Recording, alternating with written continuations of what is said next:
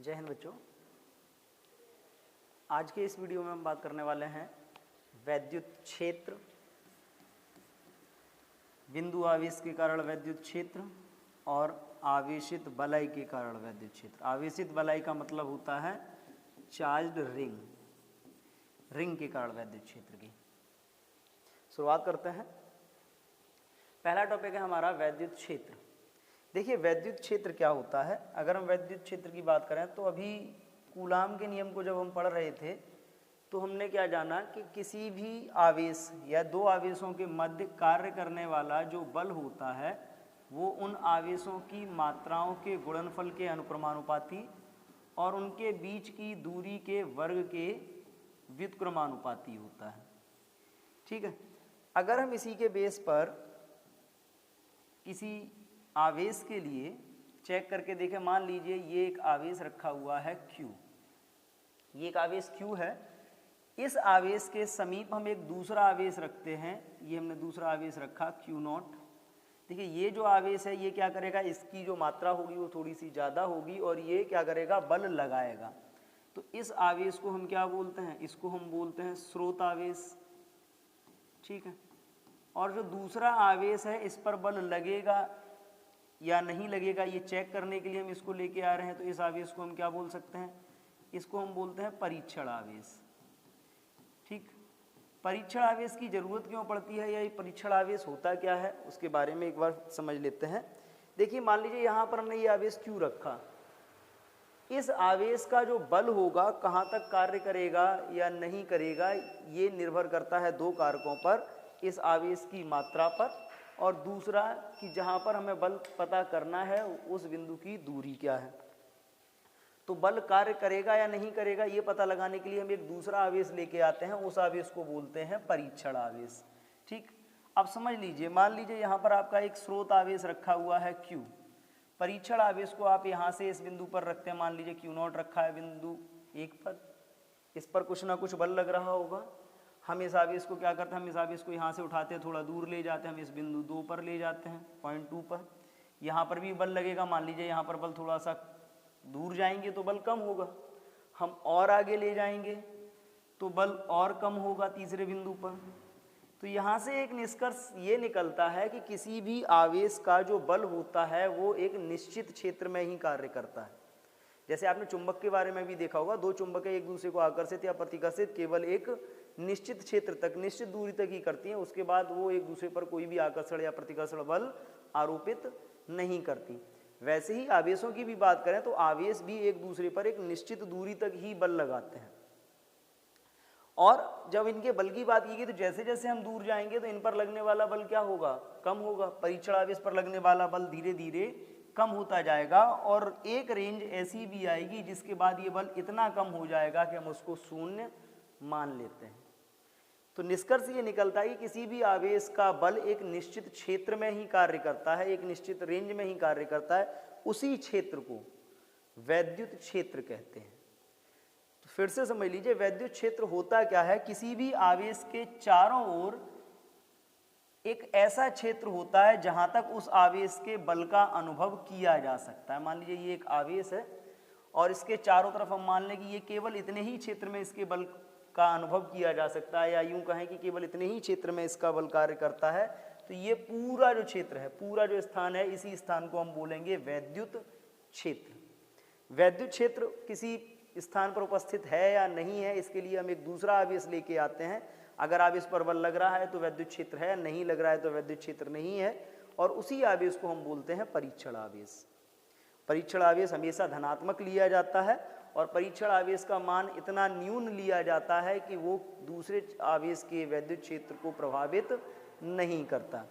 तो अब देखिए वैद्युत क्षेत्र की हमने बात करी। अब वैद्युत क्षेत्र में जहाँ तक इसका बल कार्य कर रहा है वो पूरा स्थान वैद्युत क्षेत्र है, ये तो हमको समझ में आ गया। अब वैद्युत क्षेत्र के अंदर भी अगर हम बात करें तो वैद्युत क्षेत्र मान लीजिए ये है। अब इस क्षेत्र के अंदर भी अगर हम अलग अलग बिंदुओं पर बात करें, बिंदु 1, 2 और 3, तो तीनों ही बिंदुओं पर परीक्षण आवेश पर लगने वाले बलों के मान भिन्न भिन्न होंगे, अलग अलग होंगे। क्यों होंगे? क्योंकि परीक्षण आवेश केवल जो आवेश पर लगने वाला जो बल है वो केवल स्रोत आवेश के मान पर ही निर्भर नहीं करता, वो उसकी दूरी पर भी निर्भर करता है, दूरी पर भी निर्भर करता है। तो अगर हम यहाँ पर बात करें तो अलग अलग बिंदुओं पर लगने वाले बलों के मान अलग अलग होंगे। तो यहाँ से एक राशि उत्पन्न होती है, एक राशि का नाम नया सा जुड़ता है इस टॉपिक में, जिसको बोलते हैं वैद्युत क्षेत्र की तीव्रता। वैद्युत क्षेत्र की तीव्रता। अब देखिए वैद्युत क्षेत्र की तीव्रता क्या होती है? किसी भी वैद्युत क्षेत्र के अंदर, किसी भी वैद्युत क्षेत्र के अंदर एकांक परीक्षण आवेश पर कार्य करने वाले आकर्षण अथवा प्रतिकर्षण बल को वैद्युत क्षेत्र की तीव्रता कहते हैं। एकांक परीक्षण आवेश पर लगने वाले आकर्षण या प्रतिकर्षण बल को, या अगर हम नॉर्मली समझना चाहें तो किसी भी वैद्युत क्षेत्र के किसी भी बिंदु पर, वैद्युत क्षेत्र के किसी भी बिंदु पर वैद्युत क्षेत्र की प्रबलता या दुर्बलता का जो माप होता है, प्रबलता मतलब स्ट्रांगनेस, दुर्बलता मतलब वीकनेस। यहाँ पर ज़्यादा बल लग रहा है, यानी कि क्षेत्र प्रबल है, यहाँ पर कम बल लग रहा है, यानी कि क्षेत्र दुर्बल है, तो उसकी प्रबलता या दुर्बलता, या हम यूँ कहें कि उसकी क्षमता या उसकी ताकत का जो मेजरमेंट होता है, जो माप होता है, उसी को बोला जाता है वैद्युत क्षेत्र की तीव्रता। और परिमाण के लिए हम इसको क्या डिफाइन करते हैं? किसी भी बिंदु पर लगने वाले एकांक परीक्षण आवेश पर लगने वाले बल को ही उस बिंदु पर वैद्युत क्षेत्र की तीव्रता कहते हैं। अब देखिए क्योंकि बल एक सदिश राशि है तो वैद्युत क्षेत्र की तीव्रता भी एक सदिश राशि होगी, और इसका फॉर्मूला हो जाएगा E vector is equal F vector upon Q not. Clear? E vector is equal F vector upon Q not, ये इसका फॉर्मूला हो गया। अब यहाँ पर देखिए, अब बात आती है कि ये सदिश राशि है तो इसकी दिशा क्या होगी। अब दिशा की अगर हम बात करें तो देखो दिशा,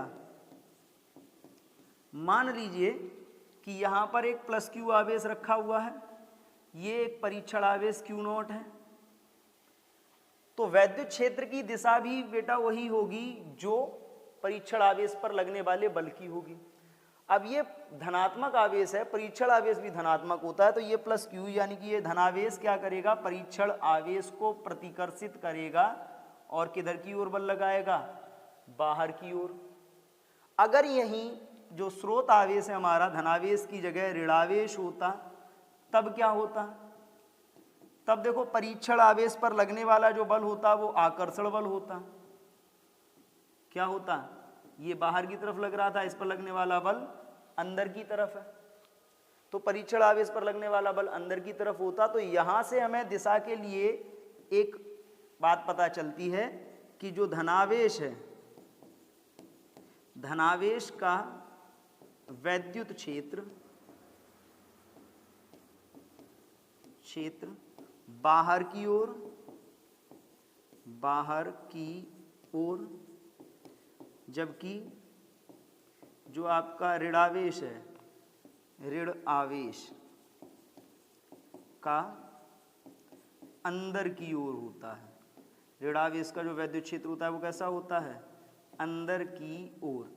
कारण वही है, फिर से समझ लो, बहुत आसान, कि अगर धनावेश होगा तो वो परीक्षण आवेश को प्रतिकर्षित करेगा और प्रतिकर्षण के कारण क्या होगा? बाहर की तरफ वैद्युत क्षेत्र कार्य करेगा। और अगर ऋणावेश हुआ तो उस पर आकर्षण बल कार्य करेगा और आकर्षण के कारण अंदर की ओर वैद्युत क्षेत्र कार्य करेगा। क्लियर? अब बात ये आती है कि हमने बोल तो दिया कि वैद्युत क्षेत्र की जो तीव्रता होती है वो एकांक परीक्षण आवेश पर लगने वाले बल की मात्रा के बराबर होती है। पर कभी कभी मन में डाउट ये भी आ सकता है कि ये आया कैसे? वैद्युत क्षेत्र तो हमने समझ लिया, क्या था वैद्युत क्षेत्र? किसी भी आवेश के चारों ओर का वह स्थान जहाँ तक उसके बल का अनुभव किया जा सकता है, हम ये कहें कि जहाँ तक उसका वैद्युत प्रभाव कार्य करता है, जहाँ तक उसका बल कार्य करता है, उस पूरे स्थान को वैद्युत क्षेत्र कहते हैं। अब देखिए कैसे आया ये फॉर्मूला, उसको थोड़ा सा लॉजिकल समझते हैं। कि मान लीजिए आपने वैद्युत क्षेत्र में कोई एक बिंदु ले लिया, आप वैद्युत क्षेत्र के किसी भी बिंदु पर, मान लीजिए हमने ये एक बिंदु ले लिया ए, हम इस बिंदु पर एक परीक्षण आवेश Q नॉट रखते हैं। अब एक सिंपल सी बात है कि हम Q नॉट जब रखेंगे, अगर परीक्षण आवेश का मान कम होगा तो इस बिंदु पर लगने वाला फोर्स बल भी कम होगा। हम परीक्षण आवेश की मात्रा बढ़ाएंगे, क्योंकि हमने ये पढ़ा है कि जो बल होता है वो दोनों पर निर्भर करता है, Q पर भी और Q नॉट पर भी। अगर हम परीक्षण आवेश की मात्रा बढ़ा देंगे तो उसी बिंदु पर लगने वाला वैद्युत क्षेत्र बढ़ जाएगा या तीव्रता बढ़ जाएगी, हम कह सकते हैं उस बिंदु पर। तो तीव्रता तो नहीं बढ़नी चाहिए। क्यों नहीं बढ़नी चाहिए? क्योंकि स्रोत हमारा वही है, स्रोत हमारा वही है, लेकिन फिर भी बल के बारे में हमको ये मालूम पड़ रहा है कि अगर हम परीक्षण आवेश के मान को बदल देते हैं तो उस पर लगने वाले बल का मान बदल जाता है। इस स्थिति में अगर हम यहाँ से एक संबंध स्थापित करें तो एक संबंध यहाँ से ये भी निकल के आता है कि वैद्युत क्षेत्र में किसी भी आवेश पर लगने वाला जो बल है, परीक्षण आवेश पर लगने वाला बल परीक्षण आवेश की मात्रा के अनुक्रमानुपाती होता है। अगर हम परीक्षण आवेश पर बल की बात करें, आवेश पर बल, ठीक है। अब ये अनुक्रमानुपाती का जो निशान है, जब आप इसको हटाओगे तो यहाँ पर एक नियतांक आएगा। और क्या नियतांक आएगा देख लीजिए, F is equal E into Q note. अगर आप यहाँ से इसी E की वैल्यू निकालते हो तो E की वैल्यू क्या आएगी, E is equal F upon Q note. तो ये जो E आपका एक नियतांक है, इसी नियतांक को बोलते हैं वैद्युत क्षेत्र की तीव्रता। और बाद में हम इसी को क्या परिभाषित करते हैं, किसी वैद्युत क्षेत्र में एकांक परीक्षण आवेश पर लगने वाले बल की मात्रा को ही वैद्युत क्षेत्र की तीव्रता कहते हैं। अब इसी फॉर्मूले से अगर हम इस वैद्युत क्षेत्र की तीव्रता का मात्रक निकालें बेटा, तो देखो मात्रक क्या होने वाला है, इसका मात्रक, तो इसके दो मात्रक हैं। एक मात्रक तो हमें इसी फॉर्मूले से मिल जाएगा। क्या मिलेगा मात्रक, वो भी समझिए। बल का मात्रक होता है न्यूटन और अपॉन आवेश का होता है कूलम। या फिर इसका एक मात्रक और हो सकता है, जो हम आगे आने वाले चैप्टर में इसको प्रूव करेंगे कि वो कैसे आया। वो दूसरा मात्रक इसका क्या हो सकता है, वोल्ट प्रति मीटर। क्या हो सकता है, वोल्ट प्रति मीटर। तो ये था आपका वैद्युत क्षेत्र। बड़ा आसान टॉपिक है, हम इसको बड़ी आसानी से समझ सकते हैं। नोट करेंगे हम इसको फटाफट। चलिए बात करते हैं आगे। ये तो आ गई वैद्युत क्षेत्र की तीव्रता।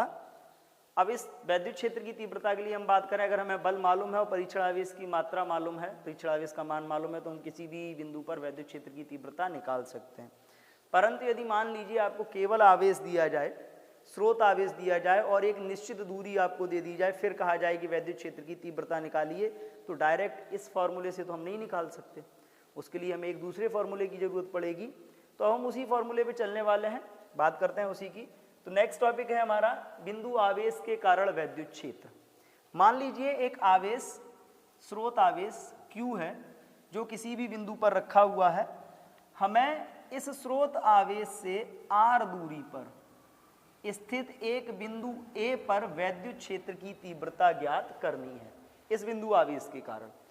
तो इसके लिए हम क्या करते हैं, तो सिंपल सी वही प्रक्रिया है हमारी पूरी, कि सबसे पहले तो हम इस बिंदु A पर एक परीक्षण आवेश रखते हैं Q नॉट। जैसे ही परीक्षण आवेश रखेंगे तो परीक्षण आवेश पर एक बल लगेगा F। उस बल की मात्रा ज्ञात करके हम परीक्षण आवेश से डिवाइड कर लेंगे, भाग कर लेंगे, हमें वैद्युत क्षेत्र की तीव्रता मिल जाएगी। तो अब यहाँ पर देखिए, जैसे ही हमने परीक्षण आवेश Q नॉट रखा तो अब सबसे पहले क्या होगा, इस पर बल लगेगा। तो हम वही निकालते हैं, परीक्षण आवेश पर कार्य करने वाला बल, कार्य करने वाला।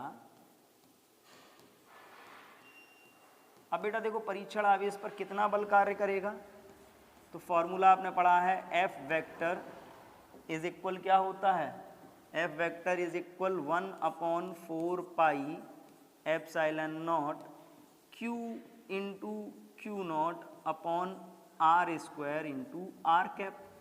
वेक्टर में ले रहे हैं तो हमने इसमें R कैप लगा दिया। अगर हम इसी फॉर्मूले से निकालें क्या तीव्रता, तब बिंदु A पर वैद्युत क्षेत्र की तीव्रता,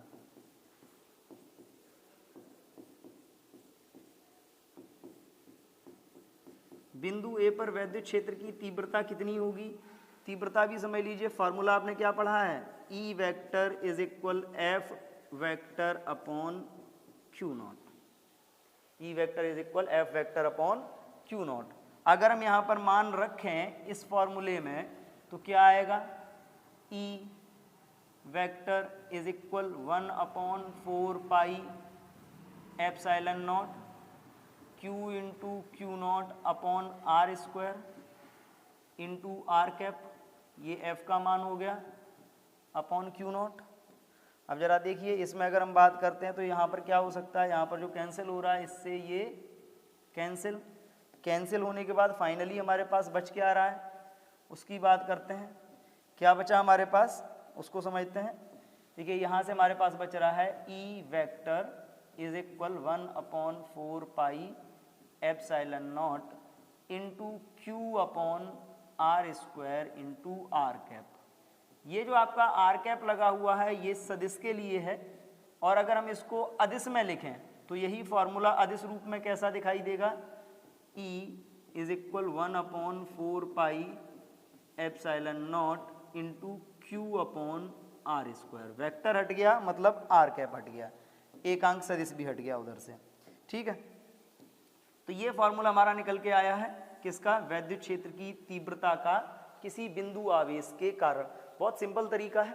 जो फॉर्मूला होता है कि जैसे हमने वैद्युत क्षेत्र की तीव्रता का फॉर्मूला पढ़ा, ये था E, क्या फॉर्मूला था, E is equal F upon Q not. तो हमको बल चाहिए केवल, तो हमने पूरा एक सिस्टम बनाया, और सिस्टम बनाने के बाद हमने पहले स्रोत आवेश लिया, उसके बाद हमने एक दूरी ली जिस दूरी पर हमें वैद्युत क्षेत्र ज्ञात करना था, वहाँ पर हमने एक परीक्षण आवेश रखा और उस पर लगने वाले बल का मान हमने ज्ञात कर लिया।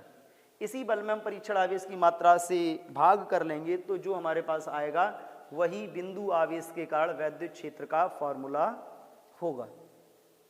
ये तो था एकांक आवेश के कारण या एकल आवेश के कारण, लेकिन मान लीजिए इसी माध्यम में एक से अधिक आवेश उपस्थित हों तो क्या होगा।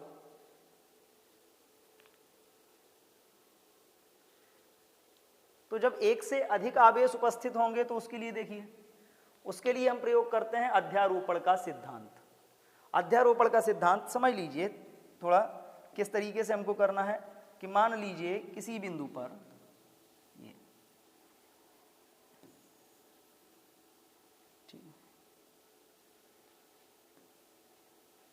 ये मान लीजिए x अक्ष है, ये y अक्ष है, और आपके पास एक से अधिक आवेश है। मान लीजिए एक आवेश आपके पास ये रहा Q1, एक आवेश आपके पास ये रहा Q2, एक आवेश मान लीजिए ये रहा Q3, और भी कई आवेश हैं। एक आवेश मान लीजिए आपके पास ये रहा Q4। Qn आवेश है, n नंबर ऑफ आवेश हम मान के चलते हैं। अब देखिए नंबर ऑफ आवेशों की संख्या जब बहुत ज़्यादा होगी और मान लीजिए इनकी जो दूरियां हैं, इनकी जो दूरियां हैं कितनी हैं, यहाँ से मान लीजिए इसका जो विस्थापन सदिश है वो r1 वेक्टर, इसका विस्थापन सदिश r2 वेक्टर, इसका विस्थापन सदिश r3 वेक्टर, इसका विस्थापन सदिश r4 वेक्टर। और मान लीजिए आपसे कहा जाए कि किसी बिंदु, ये एक बिंदु दे दिया बिंदु A, इस बिंदु पर वैद्युत क्षेत्र ज्ञात करिए। तो अब एक नॉर्मल सी बात समझो, इस बिंदु पर कितने वैद्युत क्षेत्र होंगे, एक वैद्युत क्षेत्र तो देखो इसका होगा, ये हो गया E4, एक वैद्युत क्षेत्र इसका होगा, ये हो गया आपका E1, एक वैद्युत क्षेत्र इसका होगा, ये क्या हो गया E2, एक वैद्युत क्षेत्र इसका भी होगा, ये क्या हो गया आपका E3। तो देखिए जितने आवेश होंगे उतने ही वैद्युत क्षेत्र इस बिंदु पर कार्य करेंगे। तो जितने आवेश हैं उतने ही जब वैद्युत क्षेत्र होंगे तो परिणामी वैद्युत क्षेत्र की अगर हम बात करें एक से ज्यादा आवेश के लिए, तो परिणामी वैद्युत क्षेत्र क्या होगा वो समझ लीजिए। परिणामी वैद्युत क्षेत्र,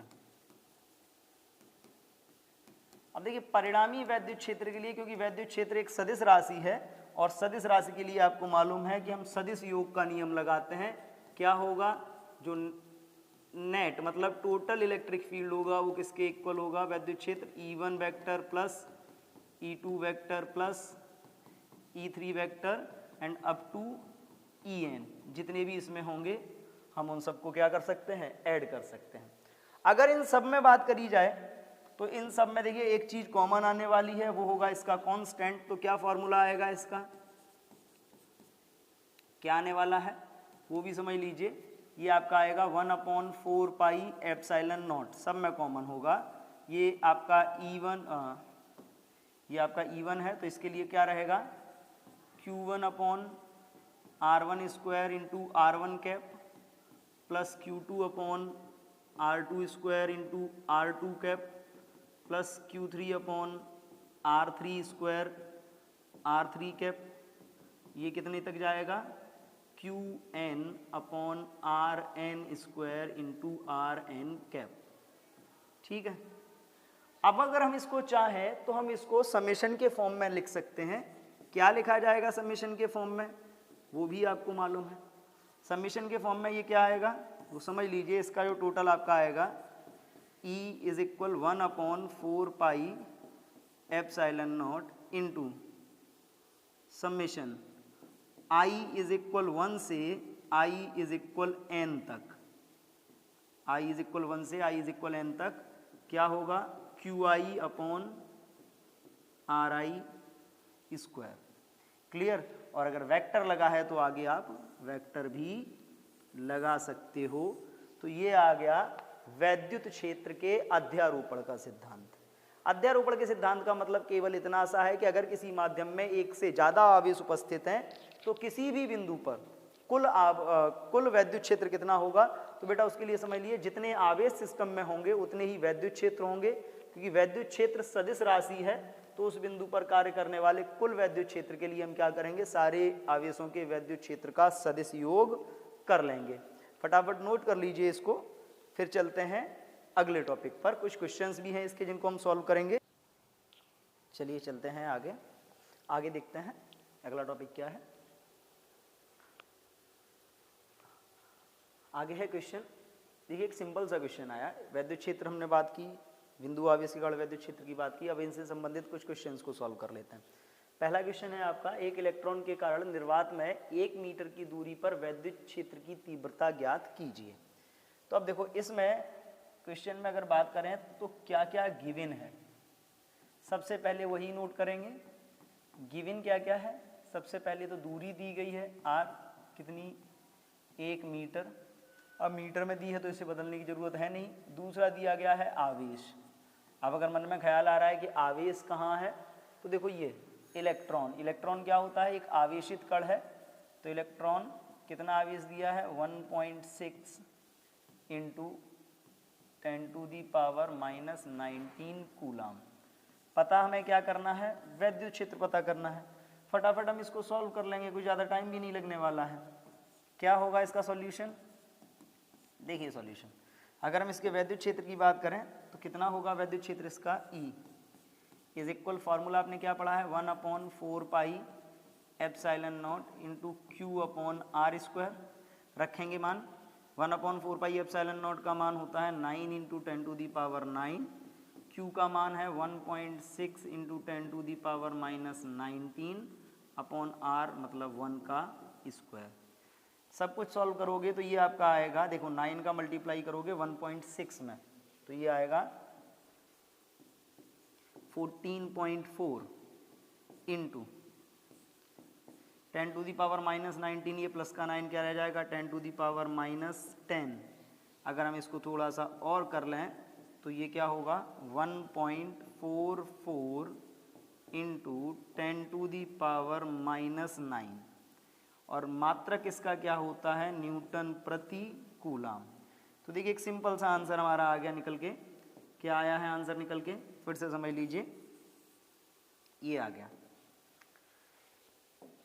फॉर्मूला हमें केवल डायरेक्ट अप्लाई करना था। जो क्वांटिटीज हमें गिवन थी हमने उनको नोट कर लिया, जो फाइंड करना था हमने वो भी नोट कर लिया। अब फॉर्मूला लगा दिया, ये क्वेश्चन तो डायरेक्ट फॉर्मूले से सॉल्व हो रहा है। और वैद्युत क्षेत्र में अभी जो हमने पढ़ा है केवल वैद्युत क्षेत्र की तीव्रता, तो इसमें ज़्यादातर क्वेश्चंस डायरेक्ट ही सॉल्व हो जाते हैं। ठीक है, मूव करते हैं नेक्स्ट क्वेश्चन पे। नेक्स्ट क्वेश्चन क्या दिया है, नेक्स्ट दिया है 5 × 10⁻⁻4 कूलाम आवेश पर 2.25 न्यूटन का बल कार्य करता है। उस बिंदु पर वैद्युत क्षेत्र की तीव्रता ज्ञात कीजिए। अब यहाँ पर देखो दो चीज़ें आपको दी गई हैं, गिवन में आपको दो चीज़ें हैं। क्या दी जा रही हैं, दो राशियाँ दी जा रही हैं। कौन कौन सी हैं वो समझ लीजिए। एक दिया गया है आवेश, परीक्षण आवेश इसको मानेंगे जिस क्योंकि इस पर बल लग रहा है और जिस पर लगता है वो परीक्षण आवेश कितना है 5 × 10⁻⁻4 कूलाम। कितना बल लग रहा है 2.25 2.5 न्यूटन का। क्या निकालनी है? इस बिंदु पर वैद्युत क्षेत्र की तीव्रता। तो अब बेटा देखो, तीव्रता के लिए अगर हम फॉर्मूला यूज करें तो क्या फॉर्मूला आपने पढ़ा है? E is equal F/Q0। Direct value रखो, E कितना? 2.25 अपॉन 5 इंटू 10⁻⁻⁴। आप जब इसको सॉल्व करोगे तो ये क्या हो जाएगा? जब ये ऊपर जाएगा तो ये हो जाएगा 2.25 इंटू 10⁻⁴/5। 2.25 में आप भाग दीजिए 5 का। 2.25 में 5 का भाग दोगे तो क्या आएगा? 0.4, 25 बचेगा 5। क्लियर? 0.45 इंटू 10⁻⁴। या अगर आप इसको चाहो तो आप इसको ये भी लिख सकते हो, 4.5 इंटू 10⁻3। 1 अंक आगे ले गए तो घात 1 माइनस हो जाती है, तो ये आ गया आपका। और मात्रक इसका भी क्या आएगा? न्यूटन प्रति कूलम। क्लियर है? बहुत इजी क्वेश्चंस हैं, ज़्यादा दिमाग नहीं लगाना पड़ेगा इनमें। नेक्स्ट देखिए, नेक्स्ट दिया, उस वैद्युत क्षेत्र का मान क्या होगा जिसमें एक इलेक्ट्रॉन पर उसके भार के बराबर बल कार्य करता है। अब देखो, भार के बराबर बल कार्य करता है, जो दिया गया है हिंट हम उसी को समझते हैं। ठीक है, क्या करते हैं? इलेक्ट्रॉन पर वैद्युत बल बराबर क्या होगा? इलेक्ट्रॉन का भार। अब देखो, वैद्युत बल का फॉर्मूला आपने पढ़ रखा है क्या? E, वैद्युत क्षेत्र क्या होता है? E is equal F/Q। तो यहां से F इज इक्वल क्या आएगा? E into Q. रखते हैं मान, यही आएगा ना? मान रखते हैं इसका, क्या होगा? E into q is equal M into g. निकालिए, E इज इक्वल क्या होगा? M into g upon Q.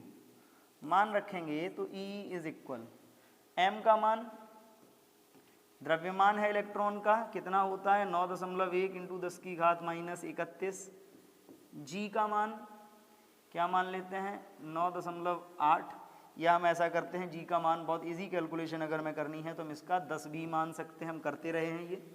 Upon Q, आवेश इलेक्ट्रॉन का कितना होता है? 1.6 इंटू 10⁻⁻19।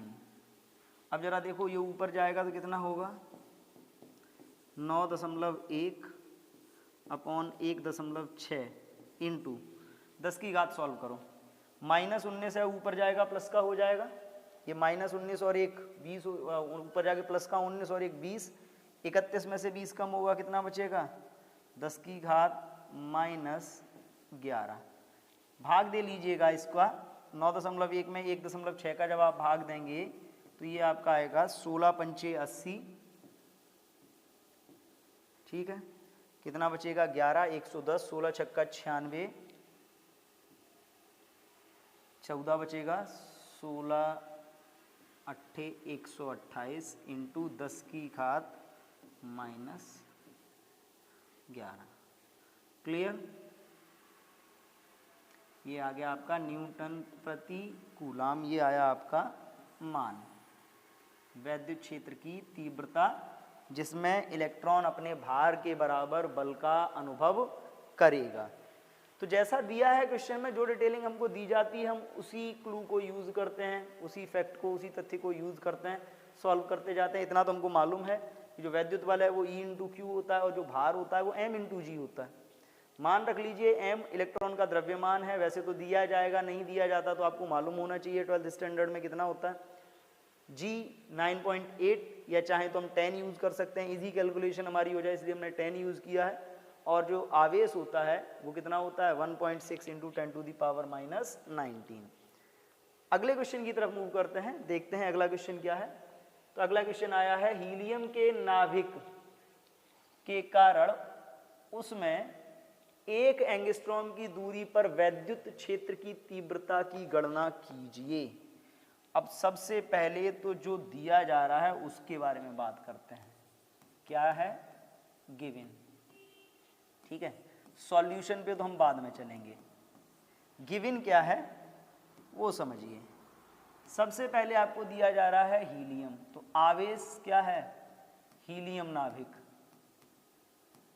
हीलियम नाभिक। ठीक है, हीलियम नाभिक, और हीलियम नाभिक का मतलब आपको मालूम है 2 प्रोटॉन 2 न्यूट्रॉन। अब देखो प्रोटॉनों पर आवेश होता है, न्यूट्रॉनों पर आवेश होता नहीं है, तो अगर हम इससे निकालें तो ये कितना आएगा, प्लस 2 प्रोटॉनों का आवेश का मतलब है plus 3.2 into 10 to the power minus 19 coulomb. दूरी दी गई है 1 एंगस्ट्रॉम, 1 एंगस्ट्रॉम का मतलब है 1 इंटू 10 की घात माइनस 10 मीटर, क्योंकि एंगस्ट्रॉम का मान होता है 10 की घात माइनस 10 मीटर। अब इसको देखिए सॉल्यूशन करते हैं, क्या आएगा सॉल्यूशन, वैद्युत क्षेत्र में निकालना था, हम वही वैद्युत क्षेत्र का फॉर्मूला लगाते हैं, क्या होता है 1/4 pi epsilon naught Q upon R square. Clear, क्या क्या गिवन है, Q भी मालूम है, R भी मालूम है, कांस्टेंट की वैल्यू तो हमको वैसे ही मालूम होती है, 1/4 पाई एप्सिलॉन नॉट की वैल्यू होती है 9 into 10 to the power 9 into Q कितना है, Q दिया गया है आपको 3.2 into 10 to the power minus 19, और ये दिया गया है आपको 1 into 10 to the power minus 10 का होल स्क्वायर। आप इसको सॉल्व करोगे तो ये आपका मल्टीप्लाई करोगे कितना आएगा, 9 दूनी 18 का 8 हासिल 1, 9 तिया 27 और 1 28। ठीक है, ये आ गया आपका 28.8, और ये रह जाएगा आपका इंटू 10 की घात 10 माइनस 10, प्लस का 9 माइनस 19 में से कम हो गया, अपॉन में क्या आने वाला है, अपॉन में आएगा 10 की घात माइनस 20, स्क्वायर होगा इसका, 10 की घात माइनस 20 ऊपर जाएगा तो ये तो पॉजिटिव बन जाएगा, तो ये क्या होगा आपका E इज इक्वल 28.8 इंटू 10 की घात। अब देखिए माइनस 10 ये है, नीचे से ऊपर आएगा तो ये प्लस का 20 बन जाएगा, माइनस 10 और प्लस 20 मिला के होता है प्लस का 10। अगर आप इसी को और लिखें सही से तो इसको आप लिख सकते हैं 2.88 इंटू 10 की घात 11 न्यूटन प्रति कूलाम। क्लियर, तो देखो बिंदु आवेश के कारण जो वैद्युत क्षेत्र है बहुत इजी न्यूमेरिकल्स इसके आते हैं, बहुत इजी आते हैं, इनमें ज़्यादा दिमाग नहीं लगाना पड़ता, बहुत आसानी से सॉल्व हो सकते हैं, बाकायदा आपके कॉन्सेप्ट क्लियर हों बस। ठीक है, आगे समझते हैं, नेक्स्ट क्वेश्चन देखते हैं क्या है, या कोई नया टॉपिक आता है। तो नेक्स्ट क्वेश्चन दिया है, एक बिंदु आवेश से 1 मीटर की दूरी पर उत्पन्न वैद्युत क्षेत्र की तीव्रता 450 वोल्ट प्रति मीटर है, वैद्युत आवेश का मान ज्ञात कीजिए। ठीक है, इस क्वेश्चन को समझते हैं, आवेश का मान ज्ञात करना है हमें। देखिए कैसे सॉल्व होगा ये बात करते हैं। आइए, क्या क्या दिया गया है इस क्वेश्चन में आपको, पहले उसकी बात कर लेते हैं जो हमको गिवन है। गिवन में हमारे पास केवल एक दूरी है 1 मीटर और वैद्युत क्षेत्र कितना है 450 वोल्ट प्रति मीटर। ठीक है, हमको पता करनी है आवेश की मात्रा। तो देखो सिंपल सा फॉर्मूला जो हम यूज़ करते आए हैं, हम वही फॉर्मूला फिर से यूज़ करेंगे। क्या फॉर्मूला हम यूज़ करते हैं, E is equal 1/4 pi epsilon naught into Q upon R square. मान रखते हैं, मान रखेंगे, और मान रखने पर क्या आने वाला है वो भी देखिए। E की वैल्यू दी गई है 450, इसकी वैल्यू होती है आपकी 9 into 10 to the power 9। Q हमें निकालना है और R कितना है 1। अगर 9 से कैंसिल करें तो ये कितना होता है 50। कितना होता है 50। इधर लेके आएंगे इसको तो ये उधर बचा आपका Q अपॉन 1 का मतलब नहीं होता कोई, किसी भी नंबर में 1 से डिवाइड करें तो उतना ही आता है 50। 10 की घात 9 इधर आएगा तो ये 10 की घात माइनस 9 हो जाएगा, और अगर हम इसको चाहें तो हम इसको ये भी लिख सकते हैं 5.0 इंटू 10 की घात माइनस 8 कूलाम। क्लियर, तो देखो बड़े आसानी से क्वेश्चन सॉल्व हो रहे हैं। अब हम नेक्स्ट क्वेश्चन की तरफ चलते हैं और देखते हैं नेक्स्ट क्वेश्चन क्या है। थोड़ा सा अलग हटके क्वेश्चन रहेगा हमारा। ये देखिए, इसमें देखिए, इसमें हम क्या करेंगे, इसमें हम अध्यारोपण के सिद्धांत से सॉल्व करने वाले हैं या सदिश योग वाला फॉर्मूला लगाने वाले हैं। अब देखिए एक बात समझिए, एक समबाहु त्रिभुज दिया गया है और समबाहु त्रिभुज की बात की जा रही है, तो चलिए समबाहु त्रिभुज एक बना लेते हैं। मान लीजिए ये एक समबाहु त्रिभुज है इस टाइप से, ये आपको एक समबाहु त्रिभुज दिया गया है। ABC इसका नाम है, ABC, ये A, ये B और ये C। कितने कितने आवेश रखे हुए हैं, यहाँ पर रखा है 50/3 इंटू 10 की घात -3 का, और यहाँ पर भी कितना रखा है, इस बिंदु पर भी 50/3 इंटू 10 की घात -3 का। बोला ये जा रहा है आवेश रखे हैं, भुजा इसकी जो दी गई है वो कितनी है, 0.5 मीटर, 0.5 मीटर, और ये भी 0.5 मीटर ही होगी। समबाहु है। इन दोनों आवेशों के कारण कोने C पर परिणामी वैद्युत क्षेत्र की तीव्रता ज्ञात करनी है। अब देखिए कोने C पर देखते हैं। C पर अगर हम बात करें तो कितने वैद्युत क्षेत्र होंगे, क्योंकि इस सिस्टम में 2 आवेश हैं तो 2 ही वैद्युत क्षेत्र होंगे। दोनों धनावेश हैं तो बाहर की तरफ एक वैद्युत क्षेत्र इस तरफ होगा इसका। ये क्या हो गया, ये हो गया EB। ये भी धनावेश है, इसका भी वैद्युत क्षेत्र बाहर की तरफ हो गया। ये भी कितना हो गया, EA। ठीक है। अब यहाँ पर अगर हम बात करें तो यहाँ पर देखिए इस डायग्राम में अगर हम सॉल्व करें तो सबसे पहले हम EA और EB की वैल्यू निकालते हैं। तो EA इज इक्वल क्या होगा, EB। क्यों होगा उसका भी एक कारण लिख देते हैं पहले, ताकि कंफ्यूजन ना रहे, पहले ही बता देते हैं। क्योंकि हमने क्या देखा है कि जो QA है वो QB के इक्वल है, और कितना है 50/3 इंटू 10 की घात -3 कूलाम। और जो आपका RA है वो RAC RBC के इक्वल है, कितना है 0.5 मीटर। अगर ये दोनों परिस्थितियां बन रही हैं तब की स्थिति में क्या होगा, तब जो आपका EA होगा वो किसके इक्वल होगा, EB के इक्वल होगा। और इसको हम मान कितना आएगी value, 1/4 pi epsilon naught into Q upon R²। कितना है 9 इंटू 10⁻⁹ इसकी वैल्यू है, इंटू Q कितना है 50/3 इंटू 10 की घात -3 अपॉन 0.5 का होल स्क्वायर।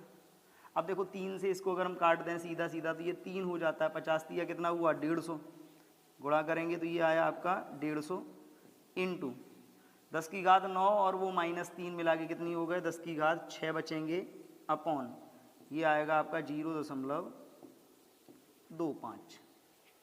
बेटा 0.25 से करेंगे तो ये देखो सीधा सीधा 150/25 अगर हम इसको कर लें तो इधर से 2 डेसिमल हटाए हैं, ऊपर 2 पावर बढ़ जाएगी 10 की घात 8, यानी कि इसको अगर हम लिखें तो ये कितना आएगा 6 इंटू 10 की घात 8 न्यूटन प्रति कूलाम।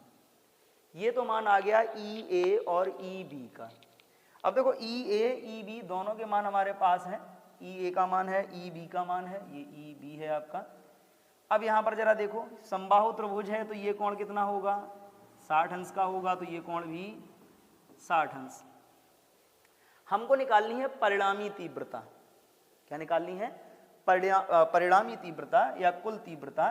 तो अगर हम कुल वैद्युत क्षेत्र की बात करें, कुल वैद्युत क्षेत्र कहां पर, बिंदु C पर कुल वैद्युत क्षेत्र। तो देखो कुल वैद्युत क्षेत्र के लिए C का कुछ ऐसा स्ट्रक्चर बन रहा है, अगर ध्यान से देखो ये EB और ये EA, ये कोण कितना 60 का। तो क्या आएगा इसका परिणामी वैद्युत क्षेत्र, देखिए कितना होगा वैद्युत क्षेत्र, परिणामी वैद्युत क्षेत्र की हम बात कर रहे थे।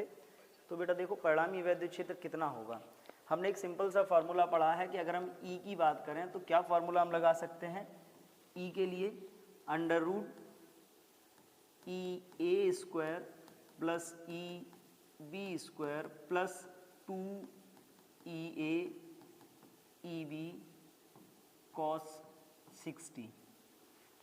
क्लियर।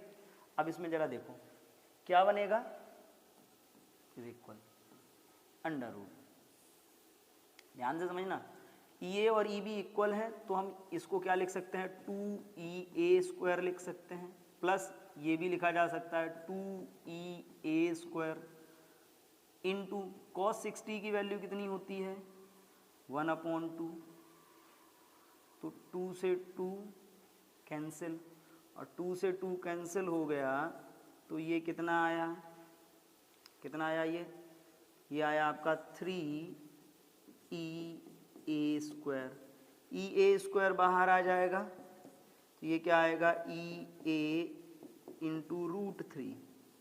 ई ए की वैल्यू हमने क्या फाइंड करी है, ई ए की वैल्यू आई है 6 इंटू 10⁸ 8। यही वैल्यू हम उठा के यहाँ पे रख देते हैं तो ये फाइनल हमारा क्या हो जाएगा, E is equal 6 into 10⁸ root 3। या हम इसी को लिखें तो हम इसको लिख सकते हैं E is equal 6 root 3 into 10⁸ newton प्रति कूलाम। ठीक है, न्यूटन प्रति कूलाम। ये आ गया वैद्युत क्षेत्र किस बिंदु पर, सी बिंदु पर। कितना आया 6 रूट 3 इंटू 10⁸ न्यूटन प्रति कूलाम। अब देख लीजिए फिर से वहीं चलते हैं, यहाँ पे एक बार लिख देते हैं कितना वैद्युत क्षेत्र यहाँ पर आया है वो भी समझ लीजिए। यहाँ पर जो वैद्युत क्षेत्र आपका निकल के आया है वो आया है E is equal 6 root 3 into 10⁸ newton प्रति कूलाम। ये हमारा फाइनल आंसर होगा। तो बड़ा आसान है, ज़्यादा कुछ नहीं करना होता, बड़ी आसानी से ये सारे टॉपिक सॉल्व हो जाते हैं। बस थोड़ा सा पेशेंस रखिए, क्वेश्चन को पढ़िए बड़ा आराम से। क्वेश्चन को आराम से पढ़ने के बाद उसमें जो भी करना है, जो भी गिवन हमको डिटेल्स हैं उन डिटेल्स पे फोकस करिए और उसके बाद नोट करने के बाद फॉर्मूला आप अप्लाई करके सावधानी पूर्वक कैलकुलेशंस करेंगे तो आपका आसान जो आंसर है बड़ी आसानी से आ जाएगा। आज हम एक टॉपिक और नया पढ़ने वाले हैं। क्या होगा वो टॉपिक, आइए जरा उसको समझ लेते हैं। नेक्स्ट टॉपिक होगा हमारा एक समान आवेशित वलय के कारण वैद्युत क्षेत्र की तीव्रता। अब देखो जरा, एक समान आवेशित वलय के कारण वैद्युत क्षेत्र की तीव्रता ज्ञात करनी है हमको। क्या करेंगे इसके लिए, वलय जो होता है, वलय का मतलब होता है रिंग, वलय का मतलब होता है रिंग। कैसे ज्ञात करते हैं वैद्युत क्षेत्र रिंग का, देखते हैं। सबसे पहले तो देख लीजिए, हम एक आवेशित रिंग की कल्पना करते हैं। आवेशित रिंग की कल्पना करेंगे, मान लीजिए ये एक आवेशित रिंग है, ठीक है। हमने ये रिंग ले ली, मानते हैं कि इसकी त्रिज्या, ये इसका केंद्र है, इसकी त्रिज्या है ए त्रिज्या के इस रिंग पर Q आवेश प्लस Q आवेश एक समान रूप से वितरित है। जब प्लस Q आवेश एक समान रूप से वितरित है और हमको करना क्या है, हमें इसके केंद्र O से x दूरी पर एक बिंदु है P, इस बिंदु P पर हमें वैद्युत क्षेत्र ज्ञात करना है। तो बिंदु P पर वैद्युत क्षेत्र अगर हम चाहें तो हम इस पूरे रिंग का एक बार में ज्ञात नहीं कर सकते, क्योंकि कूलाम का जो नियम होता है वो केवल बिंदु आवेशों पर कार्य करता है, वितरित आवेश पर कार्य नहीं करता। तो इसके लिए हम क्या करेंगे, हम इस पूरे रिंग को, इस पूरे वलय को छोटे छोटे टुकड़ों में, हम ये मानते हैं कि इसमें छोटे छोटे कई अवयव हैं। हमने एक अवयव इसका ये मान लिया, इसकी लंबाई कितनी मान ली dl और इस पर आवेश कितना मान लिया dq। इसके जस्ट अपोजिट हमने एक दूसरा अवयव मान लिया, उसकी लंबाई dl डैश और आवेश इसका भी dq है। अब देखिए, अब इन अवयवों के कारण हम वैद्युत क्षेत्र की बात करते हैं। तो देखिए, जैसे ही हम इन अवयवों को मान लेते हैं तो इन अवयवों के कारण जब हम वैद्युत क्षेत्र निकालेंगे बिंदु P पर, देखो इस अवयव का एक वैद्युत क्षेत्र होगा बिंदु P पर, ये इस दिशा में होगा, इसको हम मान लेते हैं DE। इस अवयव का भी एक वैद्युत क्षेत्र होगा, ये इस दिशा में होगा, इसको हम मान लेते हैं DE डैश। अब यहाँ पर जरा देखो, अगर हम इन अवयवों की बात करें तो ये अवयव क्या होंगे, ये अवयव बिंदु P से समान दूरी पर होंगे, R और R। इस डायग्राम में अगर हम पाइथागोरस थ्योरम लगा के देखें, पाइथागोरस प्रमेय लगाएं, तो ये आधार x है, लंब a है, तो कर्ण कितना होगा, अंडर रूट आधार स्क्वायर प्लस लंब स्क्वायर। ठीक, मान लीजिए ये कोण कितना है, थीटा, तो ये कोण भी कितना होगा, थीटा। अगर हम यही आधार लाइन को क्या करें, आगे बढ़ा देते हैं, एक समान रूप से अगर हम इस लाइन को आगे बढ़ाएं तो आगे बढ़ाने पर क्या होगा, ये कोण भी थीटा आएगा और ये कोण भी थीटा। अब अगर हम इन अवयवों की बात कर रहे हैं तो बिंदु P पर देखो, बिंदु P पर होगा क्या, बिंदु P पर अवयवों के कारण वैद्युत क्षेत्र, देखो दोनों अवयव एक दूसरे के विपरीत माने गए हैं और समान माने गए हैं, आवेश भी समान है और लंबाई भी समान है, तो क्या होगा, देखिए क्या होगा वैद्युत क्षेत्र अवयवों का। हम दोनों अवयवों की बात कर रहे थे, तो दोनों अवयव क्या हैं, दोनों अवयव समान लंबाई के हैं, समान आवेश के हैं और बिंदु P से दोनों अवयवों की दूरी भी समान है। इसलिए हम ये बोल सकते हैं कि जो आपका DE होगा वो DE डैश के इक्वल होगा और कितना होगा, 1/4 पाई एप्सिलॉन नॉट इनटू, अगर यहाँ पर बात करी जाए तो क्या होगा, आवेश dQ/r²। लेकिन अब यहाँ पर देखिए दोनों आवेश आपको क्या मिल रहे हैं, दोनों वैद्युत क्षेत्र जो मिले हैं उनके जो अवयव हैं वो अलग अलग दिशाओं में हैं। हम करते क्या है, इन अवयवों को या जो वैद्युत क्षेत्र हैं इनको इनके घटकों में विभाजित करते हैं। जब इनको घटकों में विभाजित करेंगे तो देखो ये DE डैश है, ये थीटा एंगल बन रहा है, तो इधर जो आएगा ये क्या आएगा, DE डैश कॉस थीटा, और इसी के लंबवत इधर क्या आएगा, DE डैश साइन थीटा। ऐसे ही DE के अवयव निकालिए, इस दिशा में क्या आएगा, जिसके साथ कोण बनता है उस दिशा में आता है कॉस, तो ये आएगा आपका DE कॉस थीटा, और लंबवत यानी कि नीचे की तरफ क्या आएगा, DE साइन थीटा। अब जरा यहाँ पर देखो, क्योंकि हमको मालूम है DE और DE डैश दोनों इक्वल हैं और दोनों के साथ साइन थीटा, तो ये दोनों अवयव कैसे हैं, ये दोनों घटक जो हैं ये एक दूसरे के बराबर और विपरीत हैं, तो ये एक दूसरे से कैंसिल हो जाएंगे। जब ये कैंसिल हो जाएंगे तो परिणामी में हमारे पास बचेगा क्या, केवल कॉस, और हम उसी कॉस को यूज करके परिणामी तीव्रता ज्ञात करेंगे। तो अब जरा देखिए, जो इसके कॉस घटक हैं हम कॉस को समायोजित करके इसकी परिणामी वैद्युत क्षेत्र की तीव्रता ज्ञात करेंगे। तो अगर हम यहाँ पर परिणामी तीव्रता की बात करें तो क्या आ रही है परिणामी तीव्रता,